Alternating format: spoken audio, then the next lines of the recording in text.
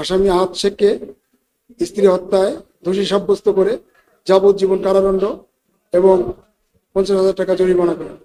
অনাদায়ে আরও 1 বছরের সশ্রম কারাদণ্ডের আদেশ দিয়েছেন। নির্মাণে নাম্বার 1 শাহ সিমেন্ট। ফরিদপুর জেলা নারী ও শিশু নির্যাতন দমন ট্রাইব্যুনালের একটি যৌতুকের দাবিতে হত্যা মামলা রায় হয়েছে। এই মামলাটিতে উল্লেখযোগ্য সেটি হচ্ছে যে গত 1/8/2017 তারিখে এই আহাদ শেখ, এই মামলার আসামি, তার স্ত্রীকে যৌতুকের দাবিতে মাথায় আঘাত করে হত্যা করে।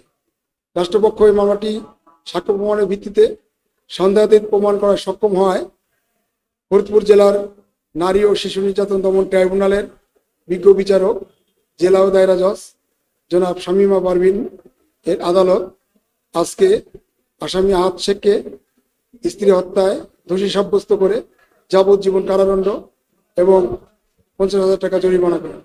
অনাদায়ে আরও 1 বছরের সশ্রম কারাদণ্ডের আদেশ দিয়েছেন। রাষ্ট্রপক্ষ এই রায়ে সন্তোষ প্রকাশ করছে।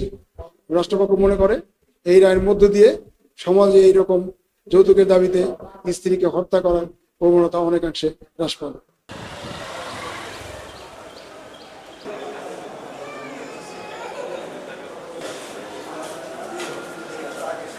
শুধু জুম আবার সামনে